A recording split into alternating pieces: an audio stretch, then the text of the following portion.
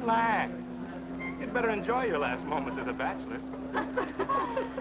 Who are those people over there? Oh, friends of hers, I think, from that newspaper she worked on. I wish she'd hurry up. I'd like to get the gang back to the newspaper. Well, that's Claire for you, even late at her own wedding. You know, I really hate the lizard. What do you mean? Well, I speak now as her editor, not as a disappointed suitor. Claire'd never make a newspaper woman, and you know it. Oh, I don't know. She dug up more hot social stuff than anyone the Tribune had had before. That takes talent. Personality, Hack, my boy, not talent. All right, so I appreciated her personality. You appreciated it. I was the one that brought her to your attention when she was only an $18 a week steno from a hick town. Remember? Very touching, Al. You can put that in your memoirs. She's marrying Hanneman now. Listen to the frustrated lovers. You know, if either of you guys had made furnaces instead of small talk, you might be in Hanneman's shoes now. Have one of mine.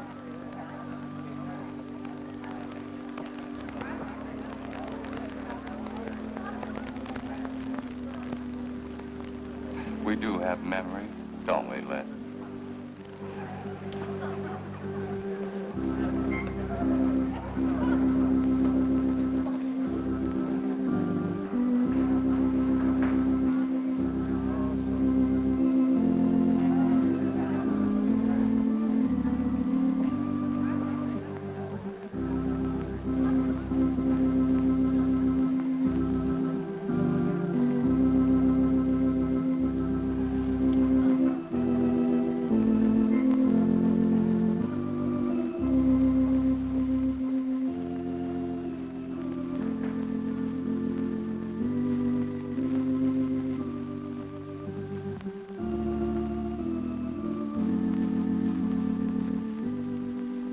Carl Hanneman, wilt thou have this woman to be thy wedded wife, to live together according to God's ordinance in the holy estate of matrimony? I will. Claire Cummings, wilt thou have this man to be thy wedded husband, to live together according to God's ordinance in the holy estate of matrimony? I will. I now pronounce you man and wife. You may kiss the bride.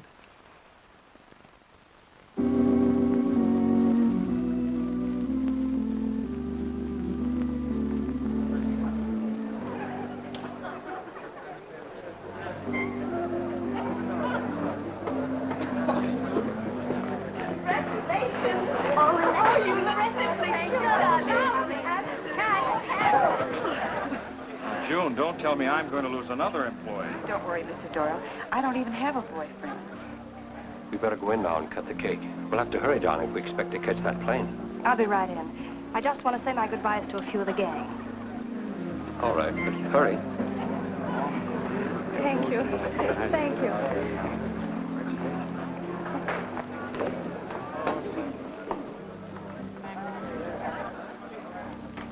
Guess who?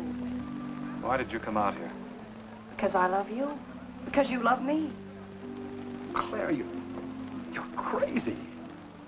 Don't you know what those words meant in there? Let no man put asunder. No one can put us asunder less, you and me. Oh, I never could figure you out. Except that, well, you make everything add up to spell Claire, don't you? Now, darling. You're even getting a sadistic kick out of having me at your wedding, me and the others. But there are no others. Only you. I'll think about you on my honeymoon. I'll write you. Miss me less. I know you both will be very happy. I beg your pardon. Thank you. I'm ready with my cameras, Mr. Hanneman. I've been looking for Mrs. Hanneman. You haven't seen her, have you? I believe you'll find her on the terrace.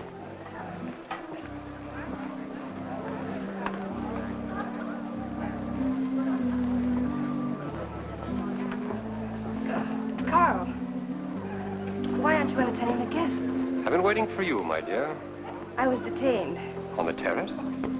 Don't you think you were being a little affectionate for a newly married woman? Darling, you're a great big old suspicious bear. That was only Les Burns. And? It was nothing. Just a friendly goodbye kiss. Les did so much to help me with my newspaper career. Why, he's like a brother. You're the only man for me, darling. Ever. They're waiting for us. Shall we cut the cake?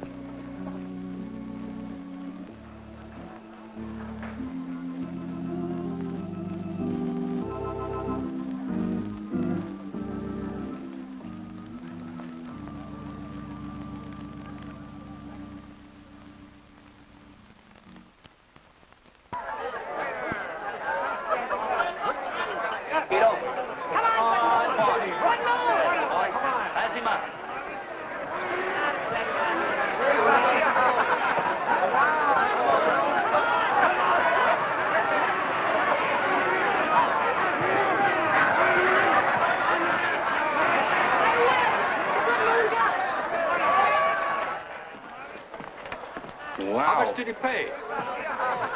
$10.80. $10.80 for two. That's not bad.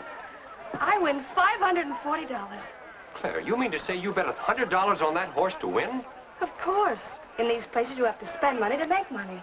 You see now, I'll put $500 in the second race, high heels. Come on. Wait, that's being foolish. You're only out $100 if I do lose. It isn't the money, it's the principle of the thing. Principle? Carl, I don't understand you. With all you have. I've worked hard for what I have. Oh, I don't mean to be a tightwad.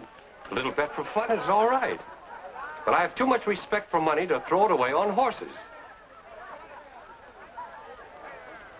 Of course you're right. It was foolish of me to bet so much. Forgive me. Of course.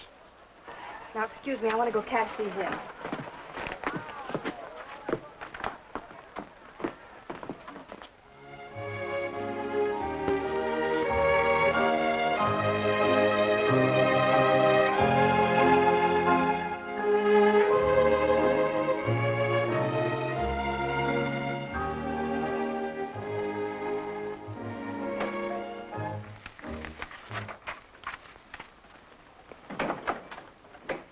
Hello, darling.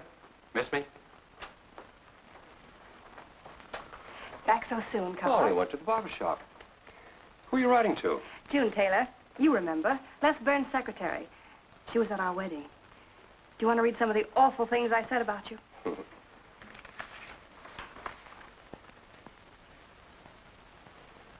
It's hard for me to believe that I'm so lucky as to have a woman like you in love with me. It's true, darling. Every word of it. I'm sorry, Claire.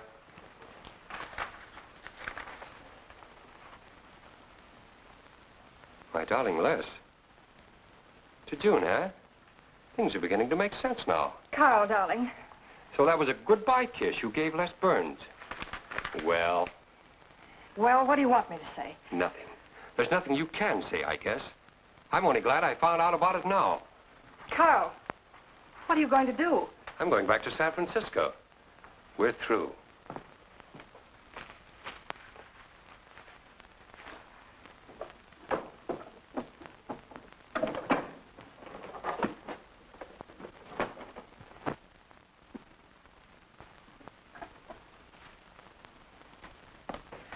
But what am I going to do, Carl? I don't care what you do.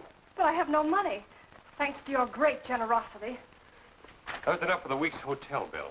You've got that money from the racetrack. Live on that. You'll not get another cent from me. Oh, no. I wouldn't be too sure of that. I'm your wife, Carl. There are community property laws in this state. It won't be that easy. It'll be very easy when I show this letter to the judge. And I'm starting divorce proceedings in the morning. Oh, Carl, darling, let's talk this thing over. It's so silly. Get out of my way before I forget myself.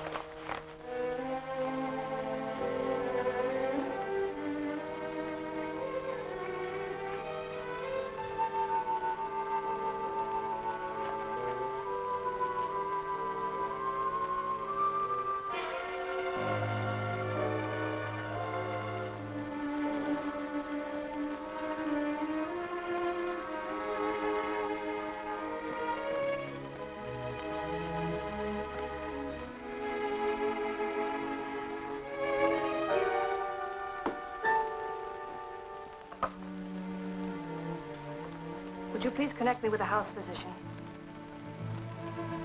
Hello, Dr. Hastings? This is Mrs. Carl Hanneman, Bungalow 9. Could you please leave a prescription for some sleeping tablets for me at the drugstore? I'll be needing them right away. I'm turning in early. No, that won't be necessary. I'm going out for a bite to eat, and I'll pick them up later. Thank you.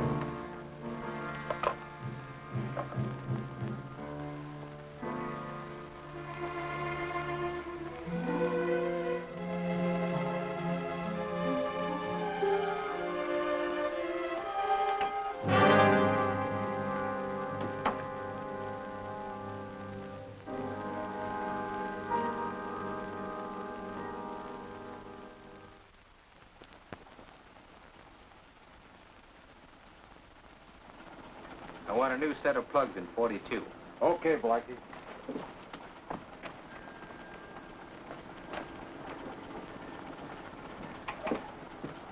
Are you Mr. Tellin? Yeah. I must reach San Francisco by tonight. I want to be back by morning. Can you make it? I can make it up and back if If what? this weather holds out and my fee is big enough. How much will it cost? 400 bucks.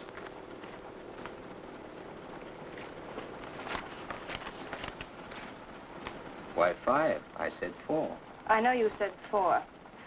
I never made this trip. You never saw me. Understand? Sure. Sure, I don't even want to know your name. I'm glad we understand each other. Perfectly. Now, if you wait over there, we'll be ready to leave in a few minutes. Hey, Jack, roll out 41 and let's warm it up. Right.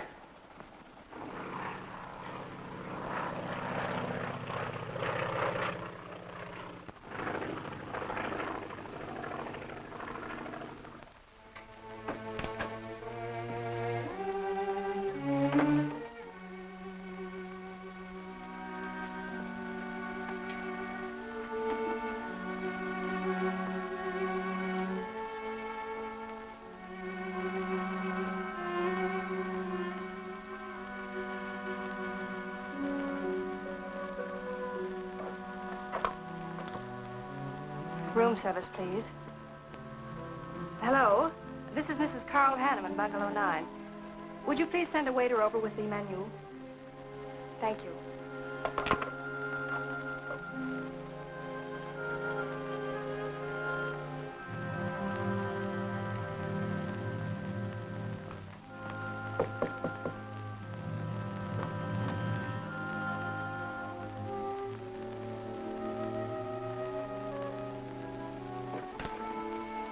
Good morning, Mrs. Hanneman. Good morning, Victor.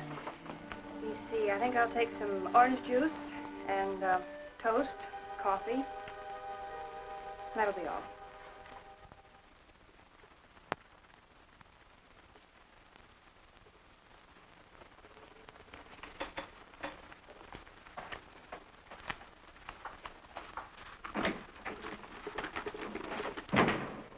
How was the ball game?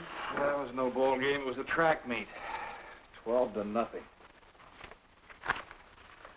This all the mail today? Yes.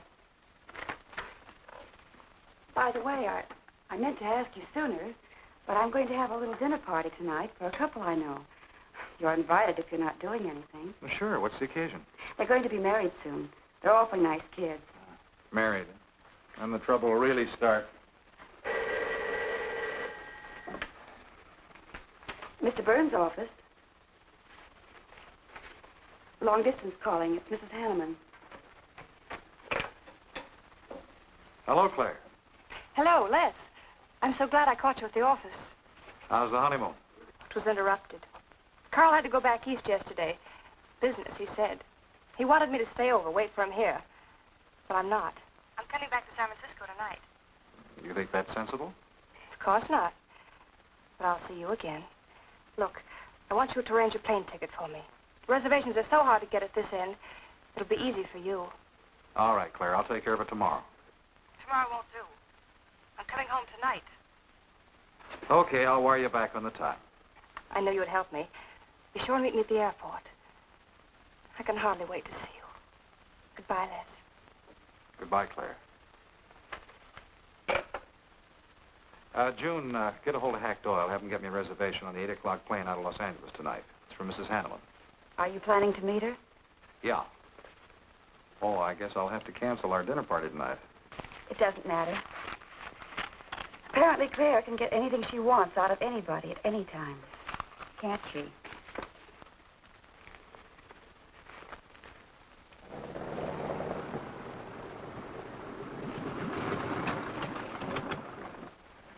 I never thought I'd be back with you so soon, darling. It's wonderful. It's crazy. Then why did you meet me? I don't know. I do. Because you still love me, don't you, Les? I'll get over it. I hope Carl stays in New York for a long, long time. That seems a bit odd. He didn't arrange his business affairs, so they wouldn't interfere with his honeymoon. Yes, I thought so, too. You certain you and Hanneman didn't have some trouble?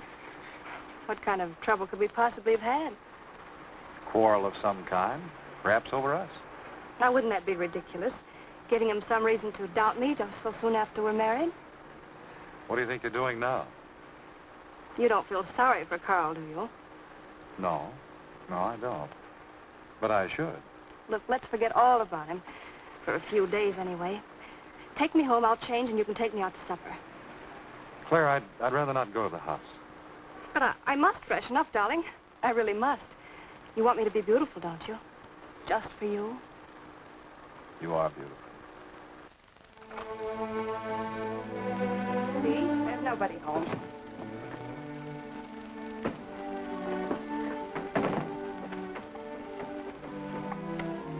Wait in there, darling. I'll be down in a minute. Come here. Oh, darling.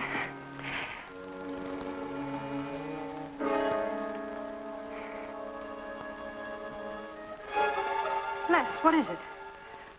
Stay here.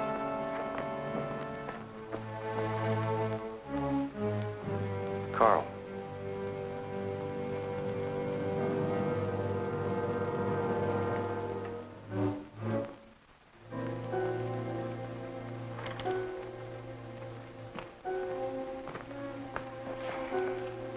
Suicide. But why? Oh, poor Carl. Claire, I thought you said he'd gone to New York. That's what he told me. I don't understand it. Why should he do such a terrible thing? You probably know as much about that as anyone. It's going to be one of the first things the police ask you. You can't stay here, darling. I'll take you over to Hack Doyle's. Where's your telephone?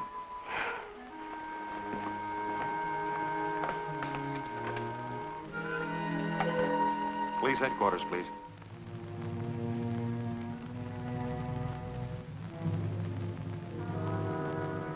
I thought of you and Hack right away, Mamie, and brought her over here. I hope you can put her up for tonight. Oh, of course. You can stay as long as you like, Claire. Thank you, Mimi. You're very kind. It's just too incredible. If you'd had any earthly reason. We were so happy. So very happy. And now there's... Oh, Hack, Claire's going to stay with us for a few days. Good. Plenty of room. The police are over there now. Murdoch said he'd stop by here later. You sure it was suicide? Fairly sure. With a man in Hanneman's position, a beautiful wife, and all that money? I don't get it. I don't either.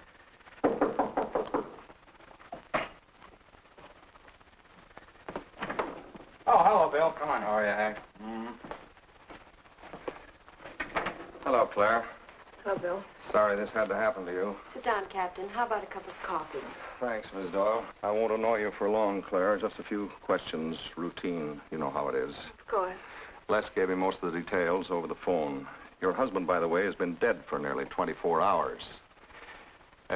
How did it happen that Burns met you at the airport? He didn't happen to.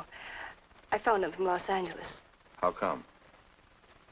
Well, I was arriving late and alone. I knew Les would pick me up. Do you have any theory as to why your husband came to San Francisco after telling you he was going to New York? No. I didn't know anything about the business. The gun, of course, was Hanneman's. We checked the serial number. Funny there are no powder burns on the coat.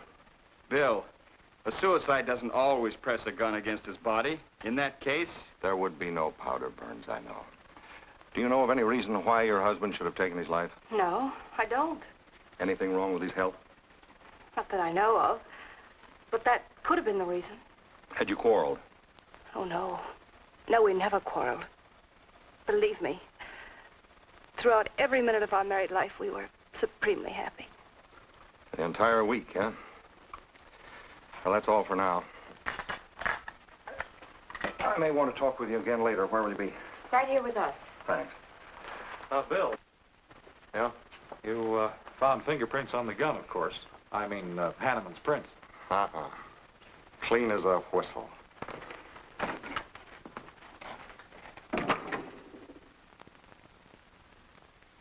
Mr. Burns, that's the position you and Mrs. Hanneman found her husband? That's right.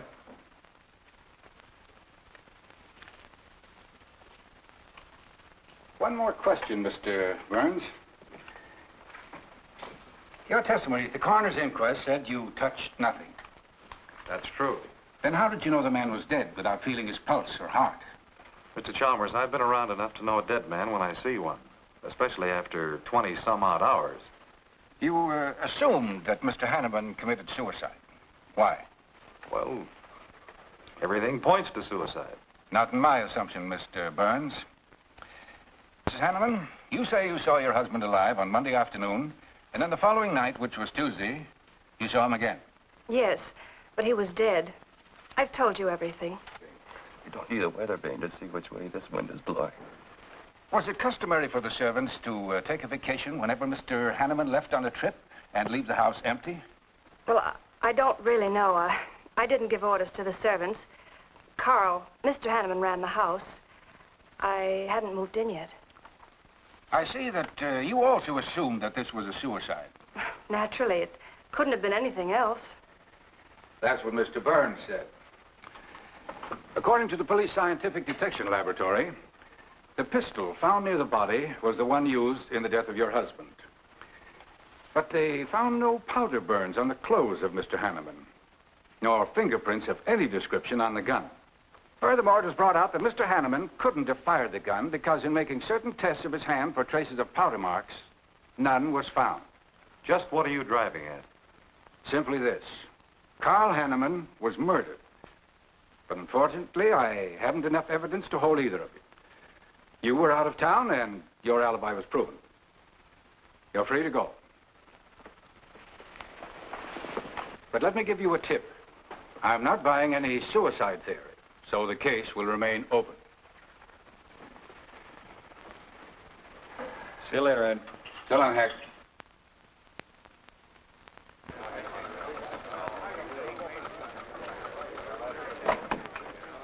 Good morning, Les. Just the guy I want to see. Yeah, about what? Oh, I've been assigned to do the follow-up on the Hanneman case. Oh, how'd you draw that? Oh, I asked for it. It'd be a dull job because there isn't going to be any follow-up. Just an ordinary suicide. Are you kidding? I never smelled an odor of fish so strong in my life. No fingerprints on the gun, and you call it suicide. So what? What makes you so sure? Can you give me a good reason for Hanneman killing himself? No, I can't. Perhaps he thought he had a good reason. And perhaps he didn't. So meanwhile, if I can dig up a plausible motive... Who asked you to dig up a motive, plausible or otherwise? I said, if I can dig up a motive, I'm willing to accept suicide. But if I can't, then it'll have to be murder. Still carrying the torch for Claire, Hyle? Not anymore. But somebody sure fixed it in a hurry for you to get Claire again. That's a nasty crack. So meanwhile, chum, walk a straight line, or you'll have people thinking you took a shot at Hanneman. You got a lot of work to do, Al. You're so right, boss.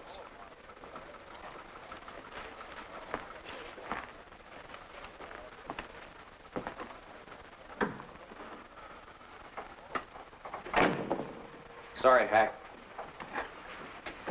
How's Claire taking it this morning? I don't know. She's still asleep when I left.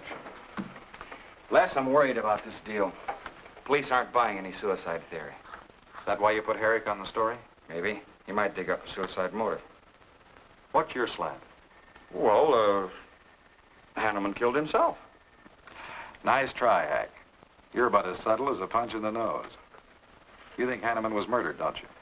Maybe I'm protecting someone. It's possible. But I'd like to protect someone if it isn't suicide. Like who? Like you. Who had a better reason? Hanneman's death meant that you'd get Claire back and $1 million odd bucks.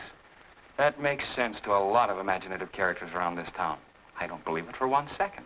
But I still think it's safer to sell the suicide theory if Herrick can dig it up.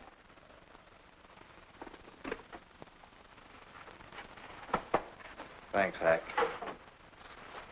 But I didn't do it. Yeah. Send him in. Was Claire on the job? Hello, Batson. What's on your mind? The DA would like to see you gents in the morning. Says it's important. About 10 o'clock. What's he want us for? Don't you know? Mrs. Hanneman's already got her invitation. See you tomorrow.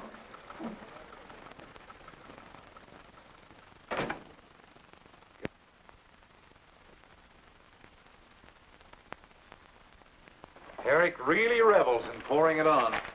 Well, it's news. Nobody's been hurt. Yet. By person or persons unknown. Could have been worse. The DA certainly tried hard to tag it on somebody. Tell me, Hack, do you think that, well, that Claire could have shot her husband in some way? No. She was in Los Angeles the night he was killed. DA couldn't shake that, and... Good morning, everybody. I hope I'm interrupting something important. Hello, darling. You look tired. Hello, Hack, dear. Good morning, Claire. It's a pleasant surprise. What can I do for you? I came to get my job back. Starting when? No. Well, after all that's happened, don't you think you should have a little rest? Rest. Why, working will be the best thing in the world for me.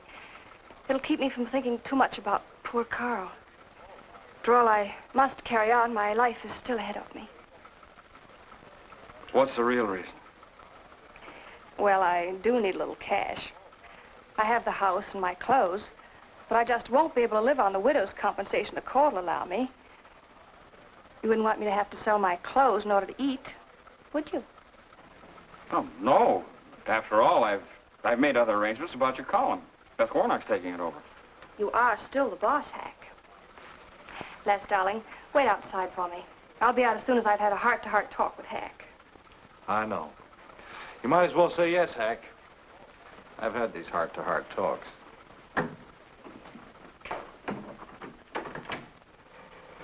You will let me stay, won't you, Hack?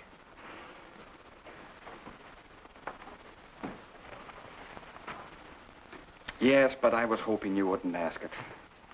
You are a darling. Listen, Claire, you stick to the job and no playing around. There's enough trouble here now without you adding to it. I don't know why you talk like that. I'm serious about it, Hack. I'll work hard. For your sake, I hope you do. You are a dear. See you later.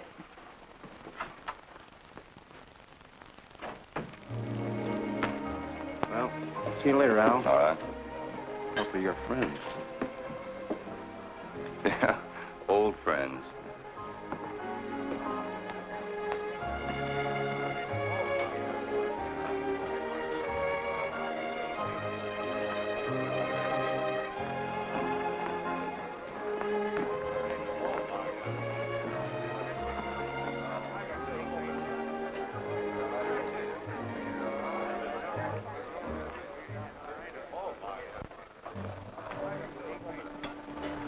Two martinis, please.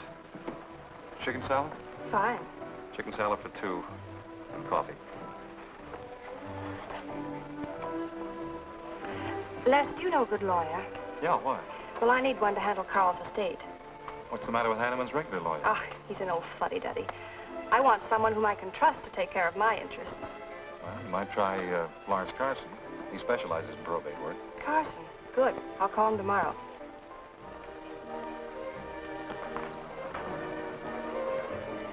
Do I know that man over there? You should. It's Stanley Mason. Our paper's backing him for Congress. Of course. Why, the pictures on his campaign posters don't do him justice. You know, I never could figure that guy. Every time I see him, he's with a different girl. So? Oh, we'll have 4 Manhattans. Make them half French and half Italian vermouth. We'll order later. I'll look after them personally, Mr. Mason. Thank you.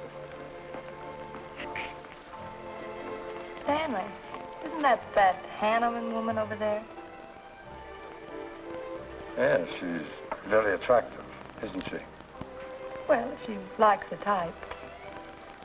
Why wouldn't he be a good man to handle the estate? No. He's too tied up with his election campaign. What are his chances, Les?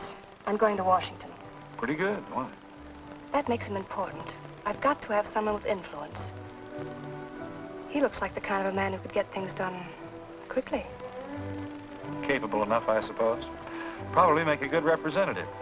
Personally, I just don't go for him. I want you to introduce me to him. You can do better. Oh, darling, don't be stubborn. I want to meet him. When you want something, you want it right now, don't you? You know what I really want, Les. I know. A fine old name like Hanneman, carload of dollars, social position, the tops. You're forgetting the most important thing. You see, that's just the frame. You're the picture in that frame. What's that about a frame? Sergeant Benson, won't you join us? No, but Burns here can join me. Been looking all over for you. The captain wants to have a little chat. Now. What is this, a pinch? No, just an interview. It won't take long. It's too bad you couldn't have found me at 10 o'clock this morning. I was in a dentist's chair. I'm sorry, Claire. It's all right, darling. I'll wait for you here.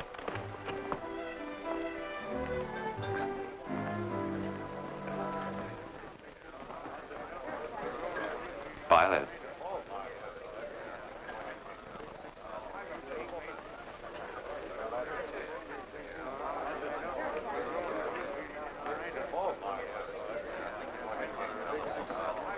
Hello, Al. Don't tell me they finally grabbed Les for murder.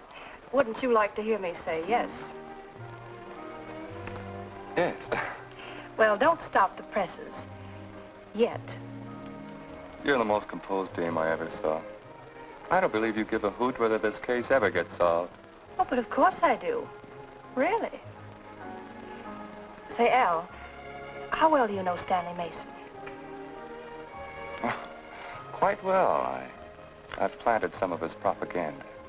You can do me a favor. A big favor. I want to meet him. Might be a good idea. I remember I once introduced you to a fellow by the name of Les Burns. Promptly lost you. Excuse me.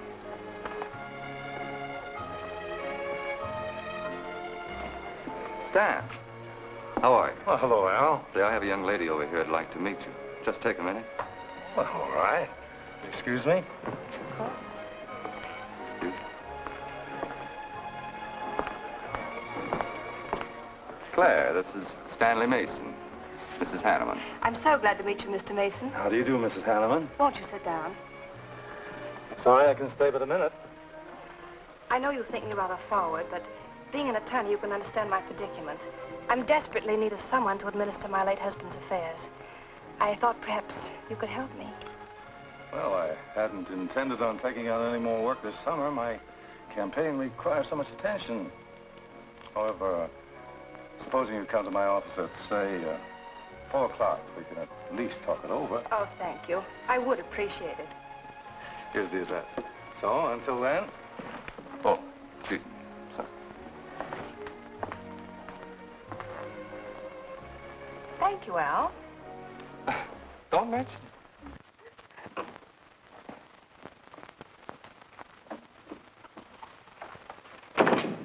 I found him, Cap.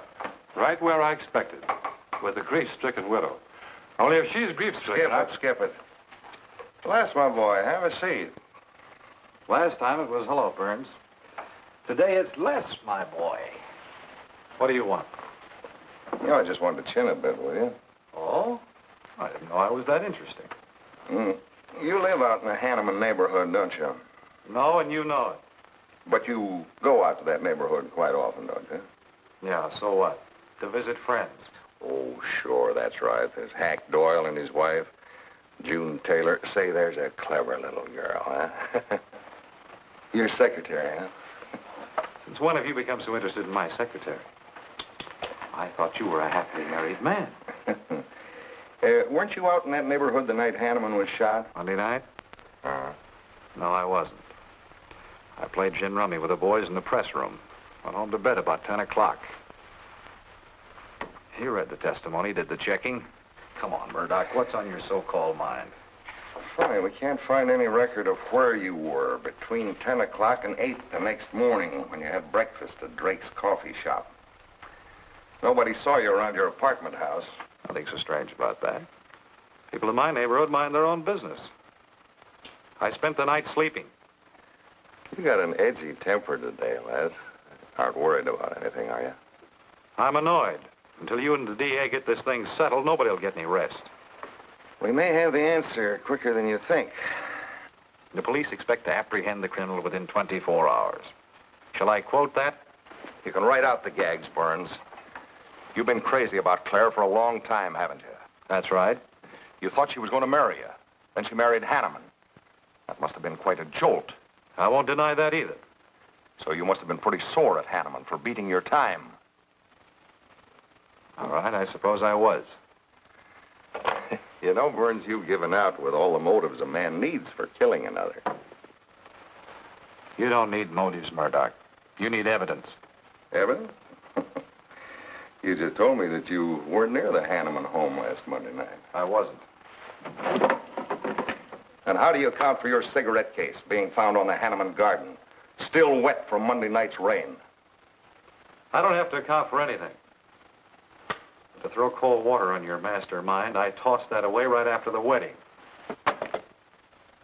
Anything else you want to know? No, that's enough.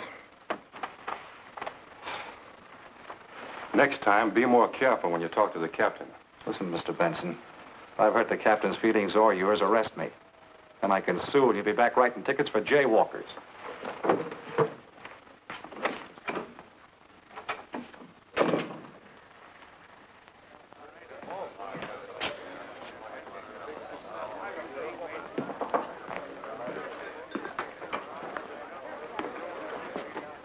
You rent that stool by the month? Well, Lester. Where's Claire? Oh, Claire isn't here. She had an appointment. Did she go back to the paper? Uh-uh. No, about this time, she should be walking into the inner sanctum of that courageous and fearless champion of the people's rights. That distinguished candidate for the Congress of these United States. Mr. Stanley Mason. You sound like you're on Stanley's payroll. Mm-hmm. I introduced them. You seem to have a talent for that sort of thing. Thank you. I believe that's all the information I need, Mrs. Hanneman. I can't possibly find words to express my gratitude in your consenting to help me. Oh, believe me, it's a pleasure. A little pressure in the right places should settle the matter quickly for you. Thank you again, and good luck in the election. Oh, thank you. I suppose you'll be leaving for Washington immediately if you do win. Yes, if I win. You will. I know you will. Well, I really must be going. Oh, can't I drop you off somewhere? I'm sorry. Not this evening. Mr. Burns is taking me home. He's the gentleman you saw me with today. I'll call you tomorrow. Perhaps we can have dinner and talk some more about your problems. Splendid. Goodbye.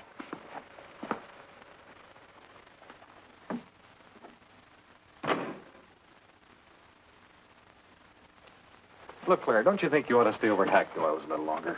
Might be unpleasant. Oh, don't be ridiculous. Come on. Oh, Roberts. Good evening. Good evening, Mrs. Hanneman. We weren't expecting you home. We've made no arrangements for dinner. I've had dinner.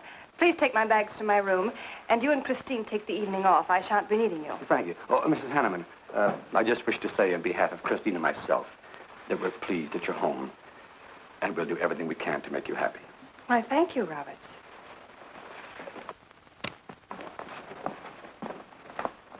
Well, come in, darling. You aren't afraid of Carl's ghost, are you?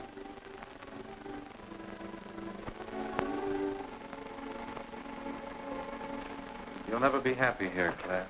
Nonsense. I've done a little refurnishing. Well, that ought to help a little. Les, what did Murdoch want with you? You had an idea I might have paid a visit here Monday night. You didn't, did you? Of course not. It also seems I had a motive to kill Carl. But of course you did. If you were that kind of a person. Murdoch's only fishing. Well, he knows I've been in love with you for a long time. I told him. You told him? Why not? It's true. You want them to keep working on you, so they'll stay away from me. That's it, isn't it? Yeah, that's it. I said I'd stand by. And you have. And I love you the more for it. You know I do love you, don't you, darling? I think you do, Claire.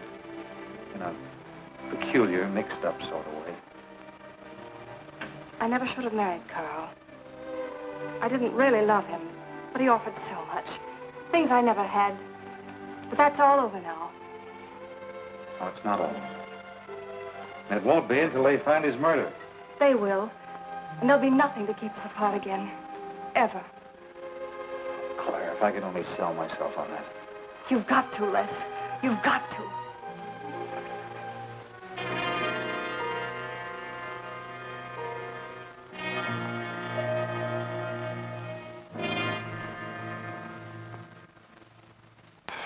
That little tidbit straight from the horse's mouth brings us to the 3-0 mark for today.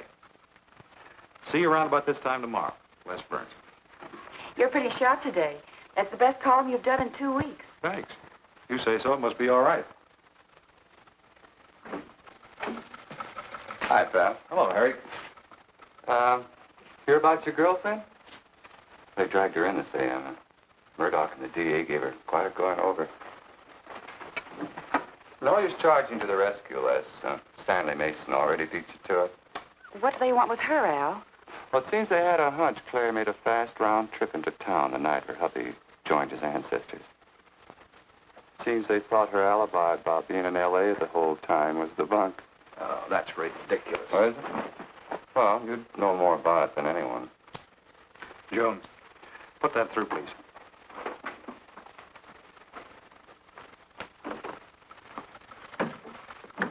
Okay, Al. You're so much smarter than Murdoch. Spill it. Oh, I'm not saying I'm smarter. But I do know Claire better than he does. And I know you. Meaning what? Claire never lost any interest in you before, during, or after her marriage. Well, that doesn't prove it happened. With all that wampum at stake, this whole thing could have been planned weeks ago by both of you. I'm fed up with your dirty cracks. Now get out! Wait a minute.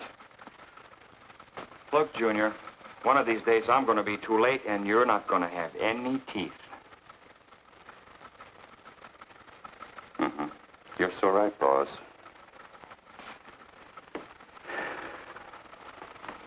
What's wrong, Les? Nothing. Forget it. That's the way you want it? If anybody wants me, I've gone for the day. Have one for me, too.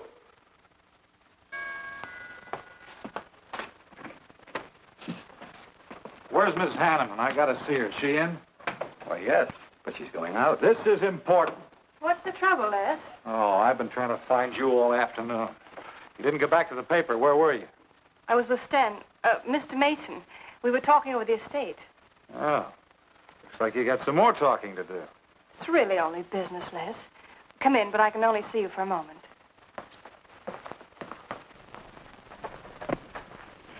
You've taken on quite a package tonight, haven't you, Les? Well, I've had a few drinks. Sitting over at Renard's. Been thinking things. Crazy things. Not me? Yes, you. Murdoch and the DA asking you all those questions. It's nothing to be disturbed about. I'm not so sure. Why do you say that? Were you in this room Monday night? What? Why, you know I wasn't. I don't know anything. But I wouldn't lie to you. Have I ever, Les? Claire, there's only 2 people could have profited by Hanneman's death. I'm one of them. You're the other. Why, how dare you come in here accusing me? You only married Hanneman for this. You've admitted it a dozen times. But I didn't kill him. How can you even think it? I didn't kill him. I didn't say you did. But if you know anything, you've got to tell me. Were you in this room Monday night? No. You might have come in, seen someone. I've got to know. Stop shaking me. Then tell me the truth. Let go of me. I thought you were going to stand by me. Why, you're drunk. I'm only trying to help you and me. Ha. Help me. You're accusing me of murder. How do I know you didn't kill him? You were in town. Claire. I've as much right to accuse as you have. But I'm not accusing you. Get out of this house. I once said I couldn't figure you out. I can now. You're not a normal woman. You're not warm. You're cold, like ice. Yeah, like ice. Blonde ice. Get out of here.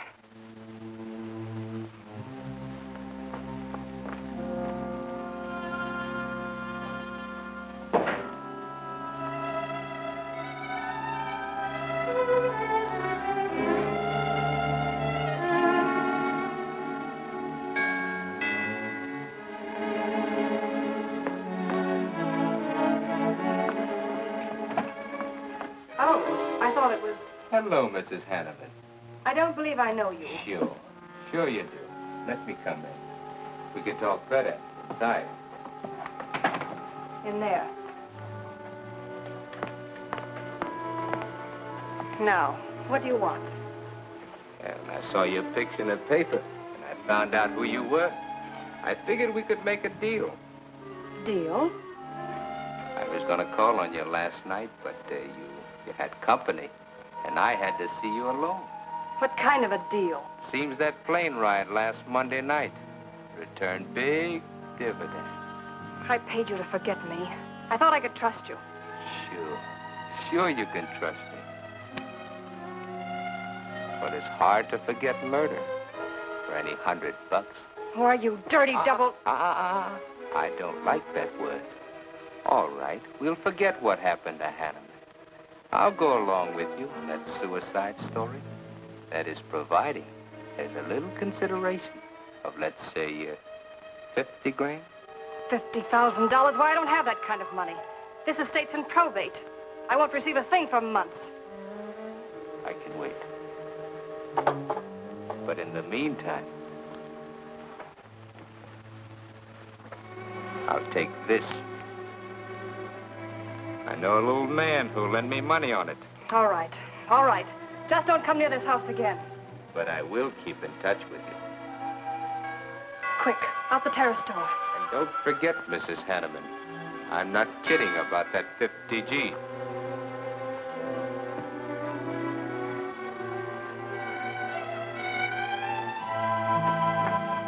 I'll get it, Roberts. Yes, ma'am. Stanley, darling. Thank you. Well, he isn't at Bernard's either. Oh, I hope nothing's happened to him. He'll turn up when he runs down or runs out to go for drinks. Say, you write his column all by yourself? Somebody had to do it. I hope it's fit to print. It's good. Nice of you to cover for him, too. Do you really think he's all right? Sure. I'll find him later. Don't worry about Les. He's probably getting more poison out of his system than he is into it. I hope.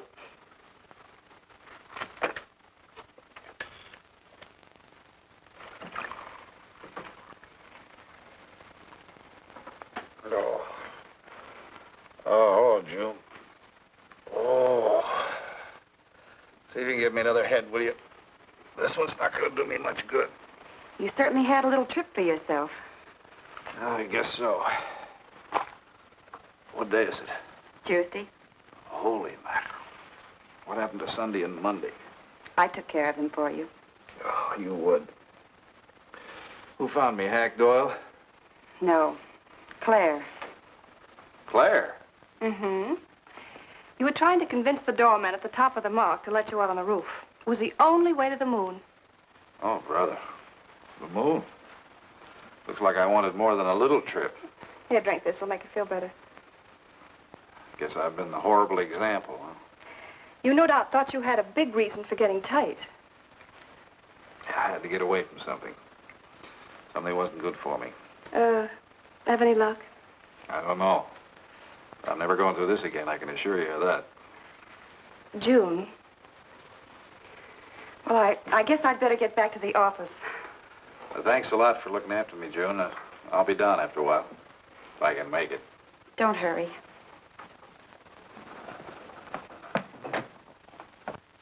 Les, I wonder which hangover you'll recover from first.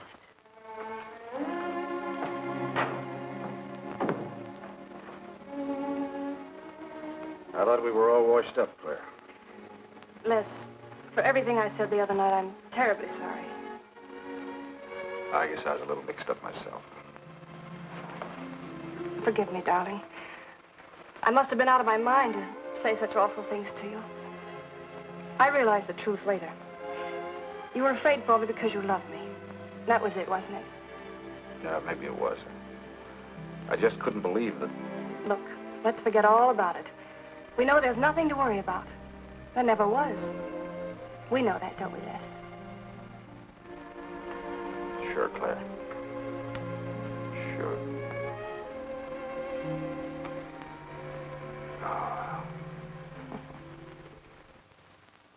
Here's to our new congressman.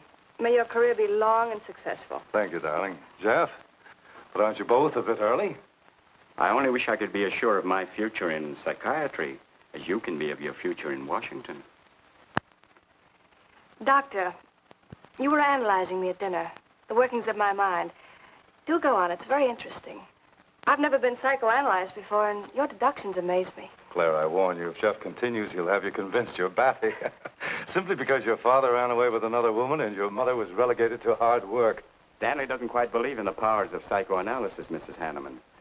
But if either of you could spend a day in my office listening to some of my patients, you'd see the logic of my deductions. Or any psychiatrist's, for that matter. Oh, don't mind Stanley's cynicisms, Doctor. Yes, Robert? Telephone for Mr. Mason.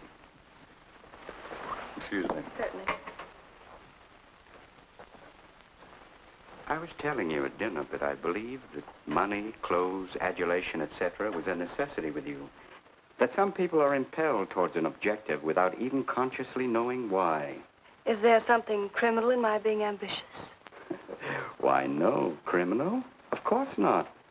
Unless your ambitions take a perverse form, then you'll stop at nothing, right or wrong, to get what you want. They say the female of the species is deadlier than the male. Go on, Doctor. Sorry to interrupt, darling. It was my campaign manager. He arranged a last-minute radio interview for tonight. I'll have to leave. You can drop me off downtown, Stanley. I'll get my coat. All right. You forgive me, darling? Of course, honey. I'm so proud of you. Oh, I almost forgot the good news. I had lunch with the DA this noon. It looks like Hanneman's murder is going to be filed away under crimes unsolved. It's their opinion that it must have been done by a burglar. Oh, I'm so glad, really. Now I'll be able to go with you to Washington with a clear conscience. Say, you haven't told any of your friends about our plans, have you? Oh, no, of course not. Good. We'll surprise them tomorrow night. Yes, we certainly will. Ready? Yes, thank you.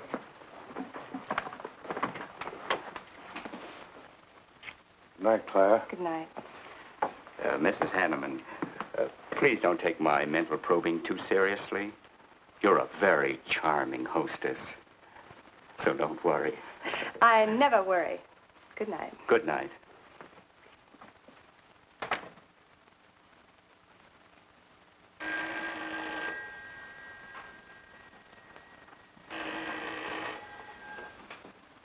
Hello?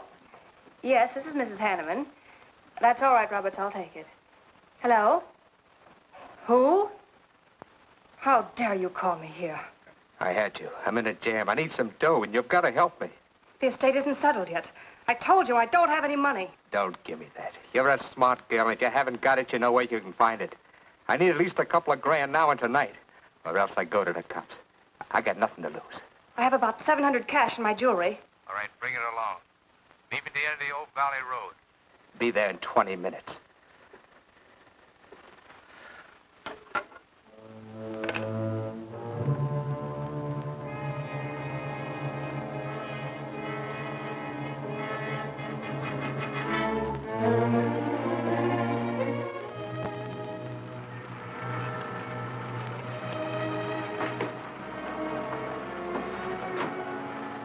Did anybody follow you? No, Then stop being nervous. I'm not nervous. You are. All right, give me this stuff and let's see if I can use it. These look all right. I got into the bookies for a couple of grand. They're bad little men. And I've been stalling. Tonight they told me, pay off or else. They wouldn't kill you for $2,000. They'd kill for a lot less. That's why I had to put the bite on you. Thanks, Mrs. Hanneman. I wouldn't double-cross anybody. Not unless I had to. I wouldn't double-cross anybody either, Blackie. Unless I had to.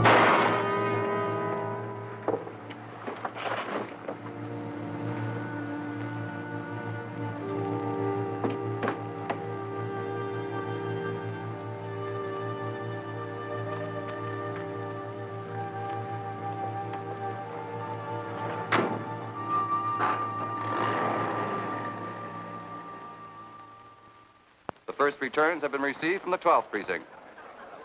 Mason, 311, Jeffers, 282, and Allen, 91.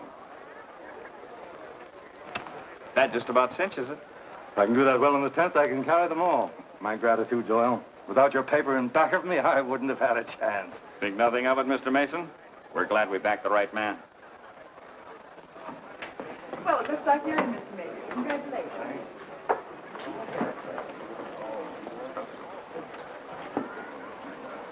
Seen Les and Claire yet tonight?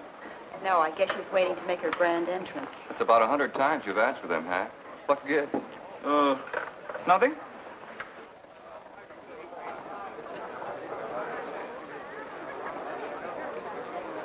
Mr. Doyle, looks like we have a new congressman. Yes, it does. I'm sure he's going to be a good one. I hope so. We backed him. Hello, Claire. Hi, Les. Hi, Hank. Oh, good evening, Claire. You look stunning, as usual. Thank you, Stanley. Oh, hello, Les. Thanks for being Claire for me. The 18th precinct, which have just Big night, huh? In third place is Jeffers with 162, Allen with 142, and Mason 300 even. That's how big it is. Come on, Claire. I want you to meet some folks. You'll find drinks in there. Look, Les, there's something on my mind. I want to tell you about it. You better have a drink first. Sure.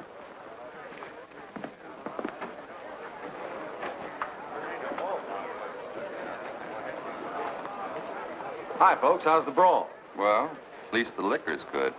Well, Junie, aren't you a pretty thing tonight? Well, it's about time you noticed me. The trouble with you men is you always have ink in your eyes down at the office.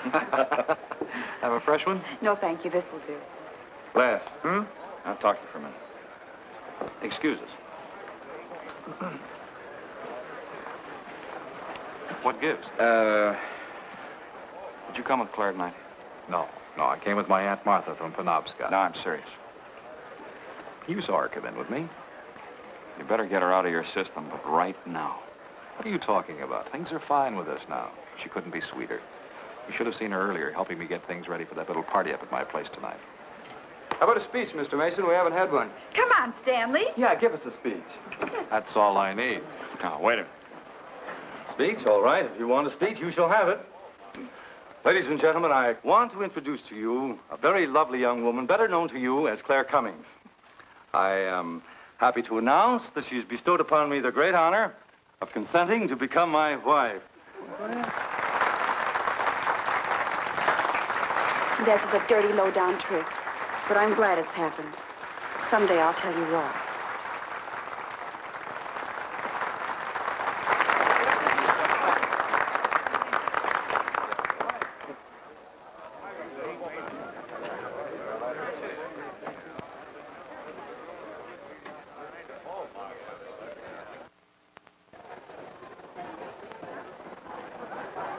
All the best in the world, my dear. That was quite a speech you made, Stanley. Surprised, Jeffrey?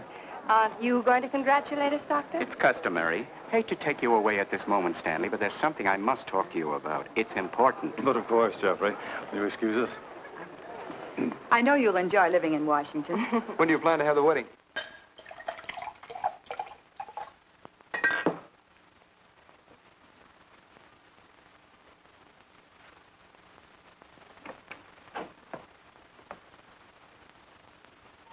Don't look at me like that, darling.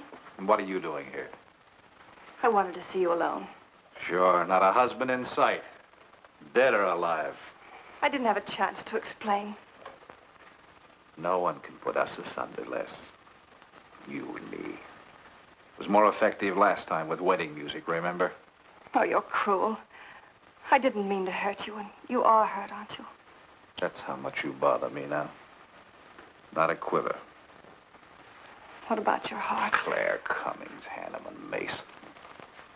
If this keeps up, you won't be able to get your initials on your silverware. I can't help it, Les. I do love you, but you could never give me the things I must have. Money, importance. With me, they're a necessity. Oh, stop it, Claire. You're like a poison. Take a little bit and you're finished. But too much becomes an antidote. All right, darling.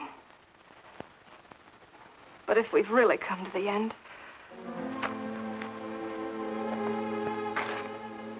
Stanley. Do you mind, Burns? I'd like to say something to my fiancée alone. Not at all, Mr. Mason. Not at all. Go right ahead.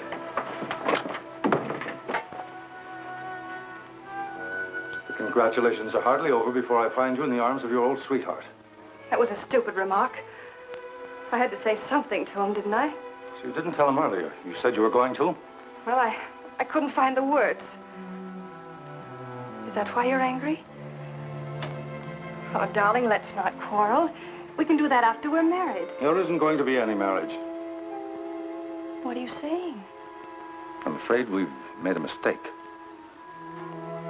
You can't mean that. What'll my friends think? I couldn't stand the humiliation. Oh, you'll get over it quickly enough, as quickly as you did your other marriage. Why are you talking this way? What did that phony doctor tell you? That's not important. We've made a mistake. Now let's forget it, shall we? But you can't throw me over. I've looked forward. I've planned. You're taking me to Washington with you. Away from these people, these memories. I've got to go with you, Stanley. No, I'm sorry. It's final. You ought to see a doctor, Claire. A doctor like Jeff. I looked for you at the party after he talked to me. I merely wanted to ask you something. Doyle told me where I'd find you, but I didn't believe him either. But finding you here proves many things. You're not well, Claire. All right. I didn't mean to crack up. At least we could have a farewell drink together. No hard feelings, really. Why don't you fix some for us? I must say you're being regular about it.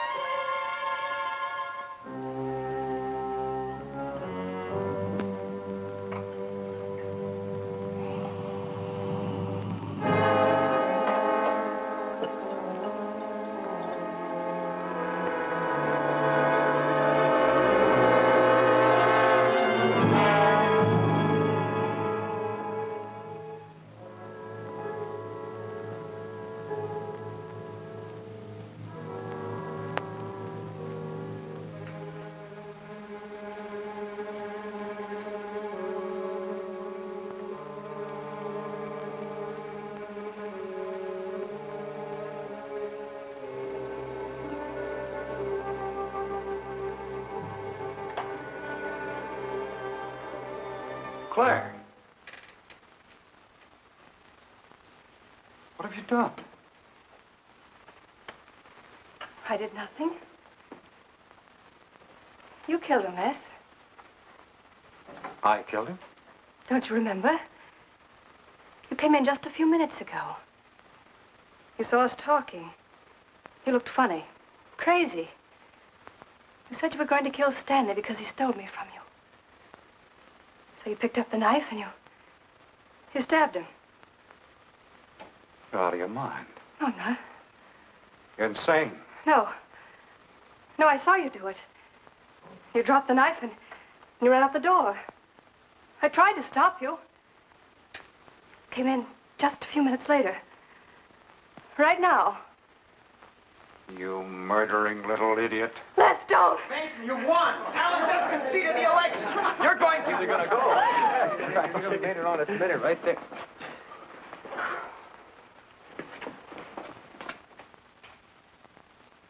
So you see, Doctor, the evidence is really stacked against Les Burns. I and the others feel that he's absolutely innocent. Now, I asked you down here to see if there wasn't something you could do to help us prove Les is innocent and Claire's guilt. Because just as sure as my name is Hack Doyle, she's framed him. I agree with you 100%. I am positive that Mrs. Hanneman killed Stanley. But because of her testimony and finding the knife in Les's hand when you arrived at the scene, the police could come to only one conclusion. Surely there's something you can do to help him. He's innocent. I know he is. Look, you were once connected with a big city police department. Then you must have run across cases of this sort. I know now that Claire Cummings is a nut if I ever saw one. Yes, you're right, Mr. Herrick. I'll at least have a try at it. I'm just as interested in finding Stanley's murderer as you are in proving Mr. Burns' innocence. Now, I have a plan that might break her down.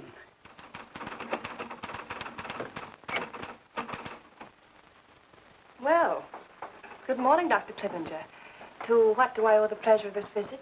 It's no pleasure for me, Mrs. Hanneman, I assure you.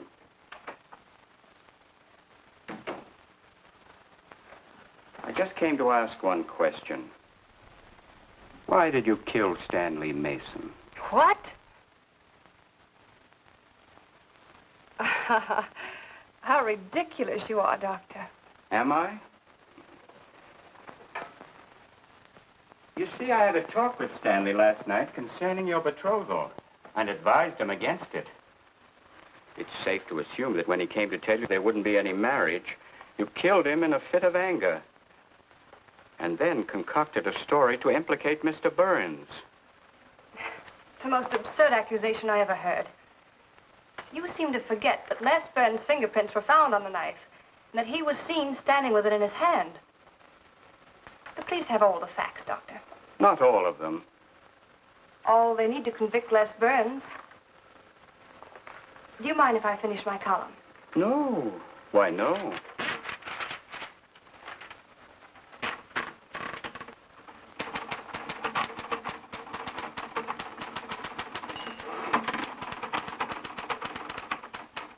I suppose you'll tell the police I killed Stanley and give them that fantastic story to back up your accusations. It won't sound so fantastic to them, Mrs. Hanneman. I discovered one or two other flaws in your story. They'll laugh at you. It's insane, absurd. Oh, you're wrong.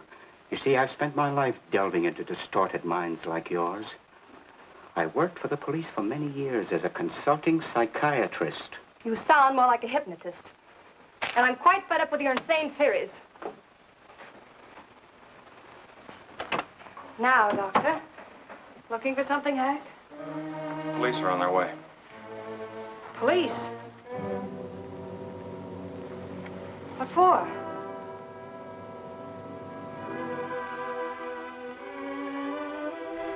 Oh. I see the three of you dreamed this one up. Well, as long as you're going to have me arrested, you might as well read my last column. Go ahead, read it, Hack. Read it out loud. I killed Stanley Mason. I killed Carl Hanneman. I killed Blackie Talon. You didn't know about Blackie, did you? You hid that story on page 5.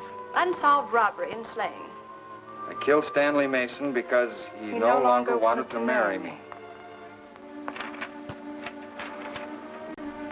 Stanley Mason was the top of the ladder for me. The top rung. I had money. And now I was going to have position. He was taking me to Washington with him.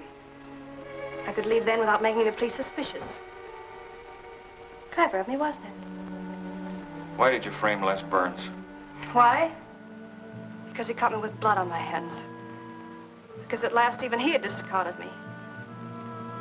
I never loved any of them. You, Al, Hanneman, Mason. But Les, I wanted to hang on to him.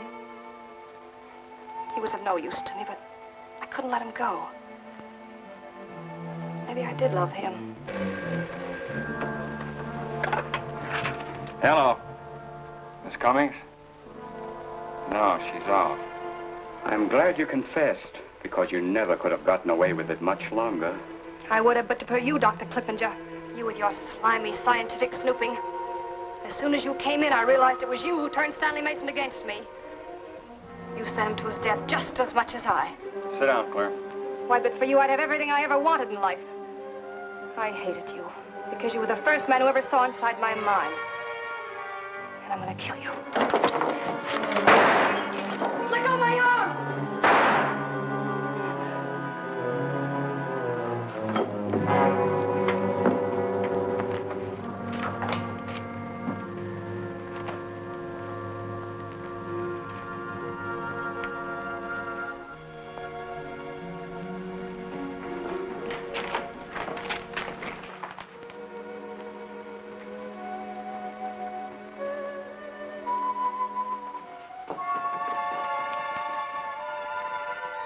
were a little late, Murdoch. Well, it was probably better this way. I can scarcely believe it. A woman as beautiful as that. You didn't know her very well. None of us really knew her very well.